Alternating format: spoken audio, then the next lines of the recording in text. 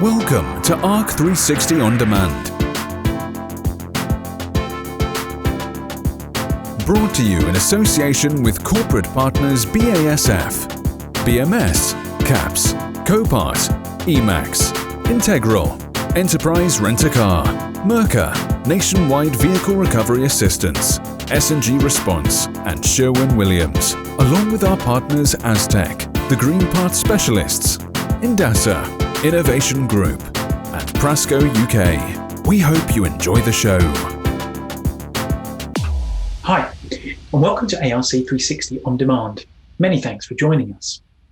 ARC360 On Demand is another new communication channel dedicated to bringing together the automotive incident repair community and providing viewers with regular market intelligence, insights, interviews, and much, much more. On Demand forms part of ARC360 digital portfolio, which includes ARC360 podcasts, webinars, our live discussion broadcasts, and weekly news.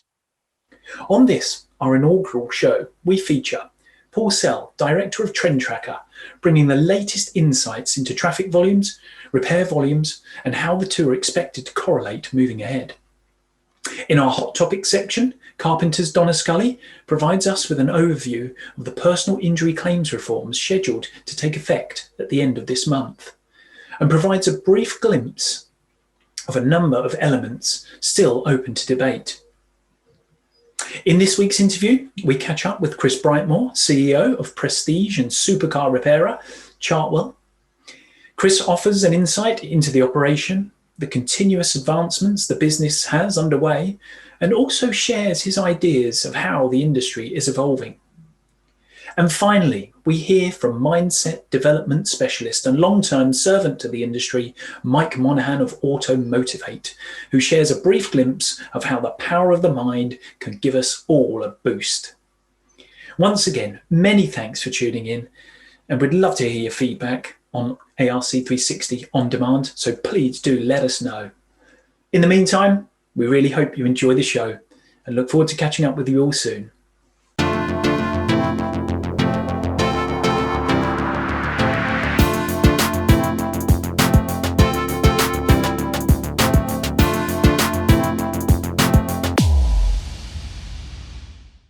Hi Mark, this week with Trend Tracker we're looking at the changing traffic patterns, particularly as restrictions continue to lift. We're just considering whether the congestion patterns we're seeing now are short term and as a result of the restrictions we've had, or whether they're here to stay for a little bit longer and something for us to be a little bit cautious about. So one of the things we look at amongst lots of data sources is the TomTom data, which is quite useful and freely available. And in that, it shows you the building congestion. Congestion is definitely building and traffic is definitely returning to the roads. However, if you look at some of the comparisons to 2019, the congestion levels are still busier at weekends, Friday, Saturday, Sundays, than they are on a Monday morning or through the week. This first slide here shows you Liverpool and London as of yesterday, and then I'll continue through into Manchester and Birmingham. So the red dots, the darker the red dot and the bigger the dot, the more congestion versus 2019, the bluer the dot and the smaller the less compared to 2019. So you can see at the moment the congestion versus the pre-pandemic is still more toward weekends. Also, as another indicator, I looked at Edinburgh and Glasgow because the restrictions are lifting slightly slower in Scotland, and you can see there's a definite bias there to weekend congestion. So perhaps this is a moment in time, perhaps as the restrictions continue to lift, when we have this conversation, actually I think the restrictions will have lifted again on Monday, and we'll continue to watch this amongst other things such as fuel sales and Apple and Google and other forms of information, lead indicators that will hopefully give us a view as to where the repair volumes are going. When you look at Apple and Google, last week I was talking about the driving statistics being 20% up from Apple, actually now only 3% up versus the baseline. So that sort of continued to climb and now plateaued a little bit and settling down. And when you look at the Google mobility data, certainly there's an increase in traffic out to parks still, which sort of aligns to the weekend traffic piece. And people still increasingly going out to the supermarkets more, but over a third still not going to their place of work, which I think is quite a critical point still. And let's see how that changes as we now move forward. So in summary, the congestion levels are definitely up. More people are going to their place of work. People are going out to the shops, and there is increased weekend traffic. But the weekday traffic congestion is down versus 2019. The rush hour traffic congestion is down, therefore claims frequency is down, but public transport use continues to stay low. So I think as we now move forward through the rest of May, restrictions continue to lift. Keep an eye on these lead indicators, and we'll then continue to track repair volumes as we move forward and keep you updated. Thanks very much.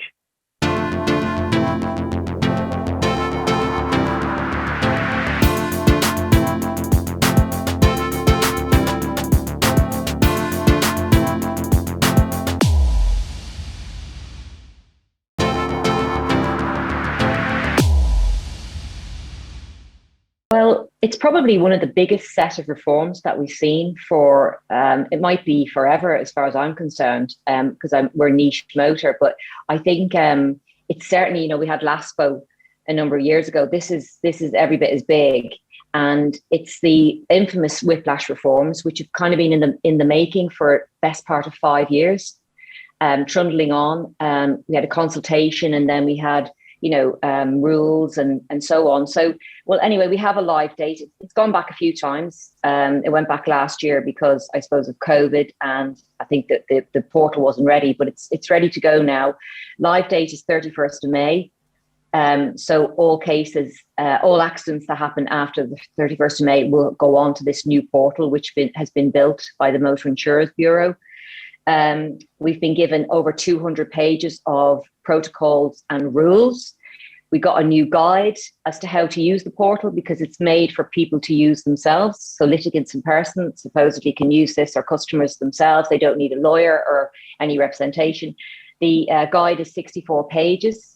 It's very detailed. It's quite long. It took me quite a while to read it.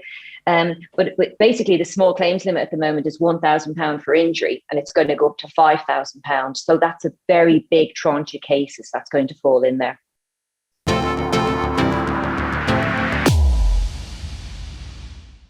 I think the starting point is there's been no public awareness campaign, and there's not going to be one.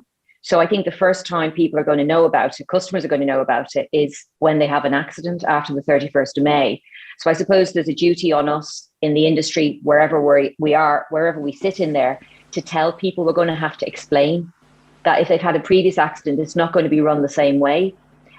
Or if they've had a previous accident where they've had representation, they may not be able to have it this time, et cetera, et cetera. So I think we're going to have to understand it a bit because we're going to have to explain it to customers. I think there's quite a few changes. We've got a new portal, which I mentioned, the OIC portal, which is supposedly one that you can go on and use yourself with the guide. I think there's a feeling that not a lot of people are going to use it themselves. They probably will have some representation, whether that's through a legal expense policy or just somebody maybe taking a cut of their damages, or if they want to pay people to represent them. I think the feeling is that, you know, when we saw PPI, people didn't do that themselves. They were quite prepared to give people 30, 40% of their damages to get them to help them to do it. So I think the feeling is people will look for help here as well. And I think that, you know, within the rules, there's lots of changes as well. I mean, insurers only have 30 days to reply when we present a claim to them on the new portal. And if they don't reply in terms of liability will be automatically deemed to be admitted, and you can set that aside. So that's a very big issue, I think, going forward for insurers and people involved in claims. You've got to get a signed statement of truth in terms of, you know, the person that you're representing, the customer.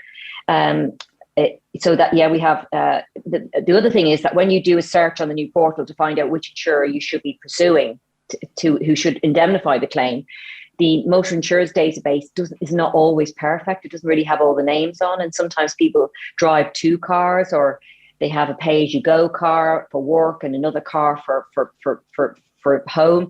So I think there's a worry about that. You know, when you search this and you get a name and you pursue them, I think the feeling is they just have to pay out. So if they pay out and it's not their responsibility, how do they get the money back? So I think that's going to be an issue. So looking at, you know, from insurers' point of view, I think the 30 days, I think the mid-search, are they really the person that should be underwriting the claim or not? There's also another thing where you can get a bit of extra damages for exceptional circumstances on top of your injury, because whiplash is going to be tariffed. So it's going to be a fixed fee instead of, you know, you kind of negotiate damages or you look at the judicial cases. And I just think, what's exceptional circumstances? Who decides what's exceptional? Will most cases have an exceptional uplift on or not? You know, so I think around it, there's going to be a lot of question marks and a lot for us to learn and to explain to customers. So I think we probably all need to kind of educate ourselves a bit about it.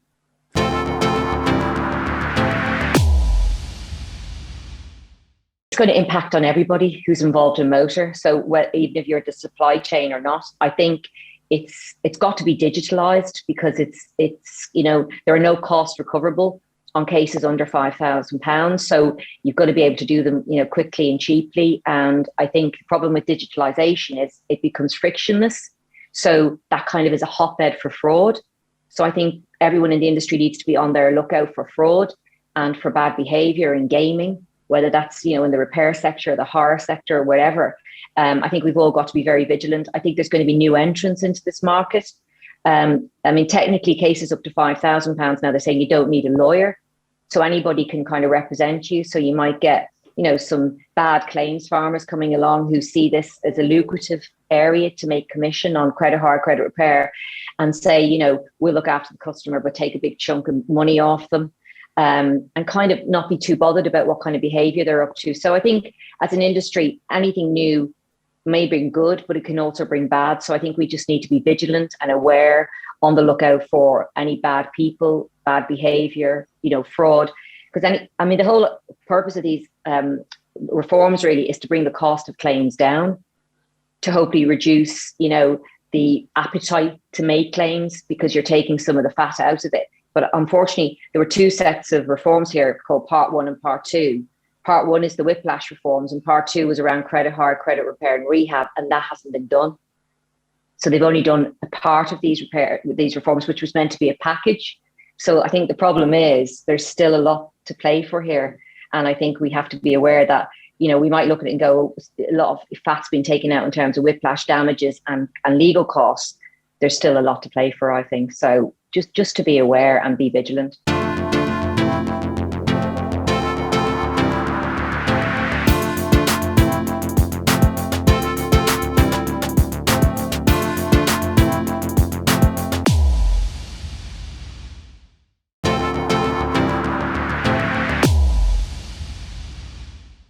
I guess you call us a niche, although I don't think that's strictly fair in today's market, but we deal with sort of the top end of the market, structural level, generally complex, big, expensive repairs.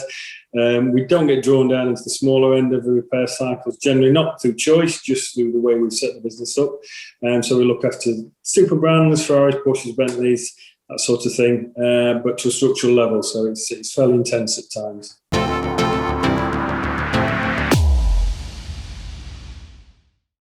It's an interesting one that we're talking about this daily at the moment, and a lot of it's to do with the way the market's trying to consolidate in different ways.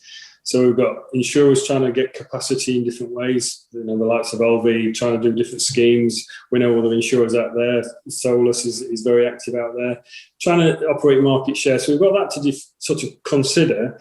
We've also got a number of claims management companies in there taking market share in terms of which insurers they look after and how they administer claims.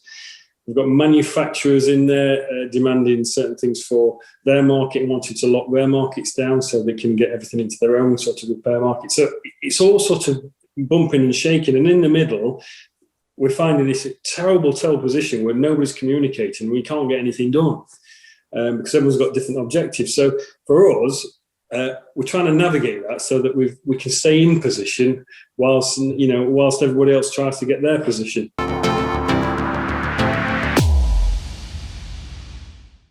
the biggest challenge we find at the moment is down to our own skill set. If I'm being brutally honest, we've seen how things have tracked, certainly in the last 2 years, and a lot of that technology has been sort of bubbling away behind. During COVID, there's been some interesting cars launched, some interesting products pushed forward, and we found ourselves a little bit exposed, if I'm being honest.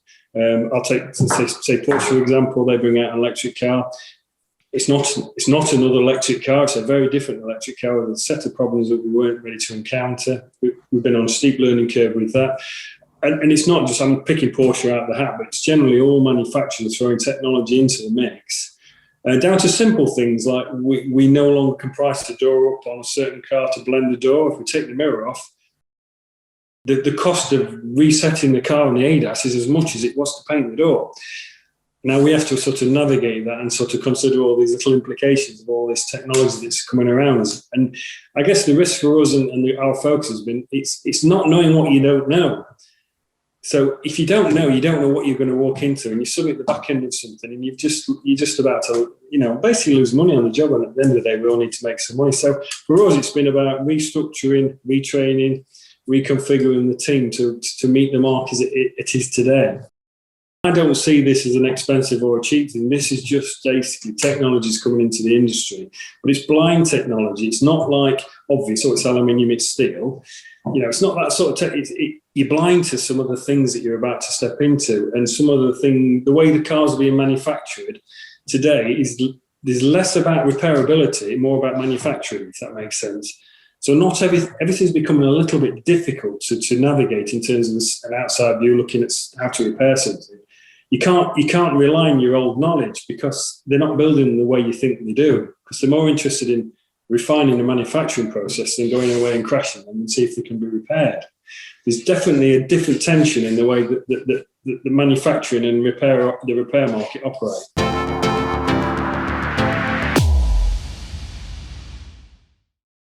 I think there's two races on at the moment. From my point of view, when I look at what's going on, there's two races on.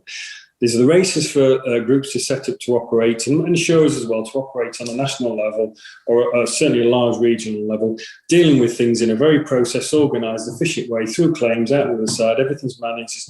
There's no conversations. It's all automated. Out the other side, efficient, done, finished. So that's basically your volume on the market in a predictable repair time. You've then got the other side where commercially you've got an expensive product. It's complicated to repair. It needs heavy investment at the front end to touch it. You need access to information technology to even get near it. And there's another side of the market that we're all trying to grab brands and badges and approvals to stick to this expensive end of the market where the volumes are lower. So you're going to see less of it, but it's an expensive repair type. Or you go the other side and you organise, you become efficient in process at dealing with a more predictable repair path. And I definitely see the two are going separate ways. To the point where I see body shops of one type are actually asking us to do certain types of work. They want it out of their mix. And equally, we're not seeing certain types of mixes coming into our mix because by their own fruit, the insurers are honest, we don't want to send you that. We don't need to send you that. So there's definitely this big break apart into two types of market. I think what the driver is for me is whether the insurers want to have a bigger presence in their own repair market against using, larger repair groups, and whether they're going to choose to repair certain cars or just send them to salvage. I don't know. It's a difficult one. I think we've all got our challenges, whichever side of the fence you go, and we've all got these interesting challenges at the moment.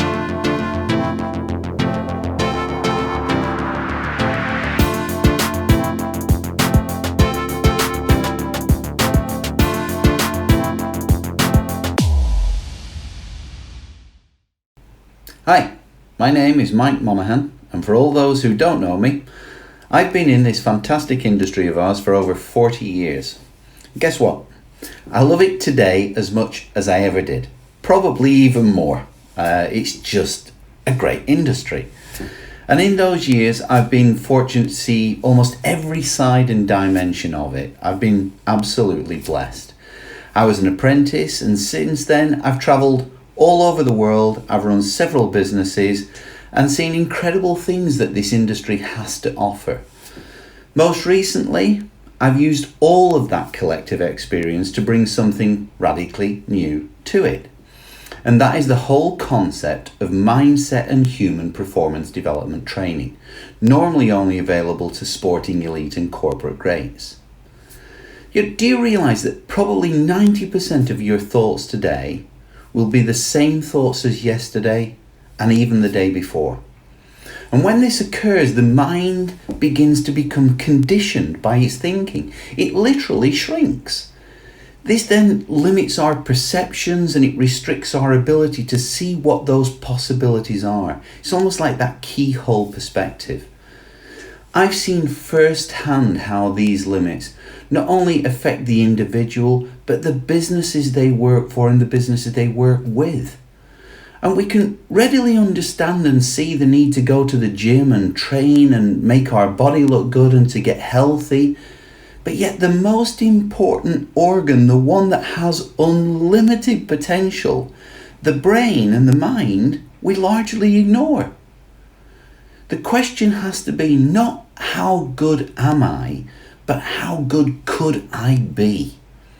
Your career, your health, your business, and your financial well-being is impacted by your ability to advance your thinking. This incredible industry of ours has vast opportunities for those individuals of any age or background to change their lives for the better. The real truth is, most are content to stay in that safe or comfort zone, and this can ultimately lead to a life of regret or missed opportunity, the fear of failure, or even worse, that unfulfilled potential wasted. The collision repair industry is awesome, and it offers limitless opportunities for the right people. So no matter if you've been doing it for years or you're just starting out, any time is the right time to develop your mindset capabilities. You'll be fascinated by just how much it can change your world if you let it. If you learn how to develop your thinking, the ability to see more gives you the ability to achieve more. And the only limits that you have are really the ones that you place upon yourself. So let's break through those limits, because the whole future of the collision industry requires more and more of those people who can. So come on, let's do this. Let's just get behind this incredible industry. Let's really find out what our true unlimited potential is. And all of that is trapped in here.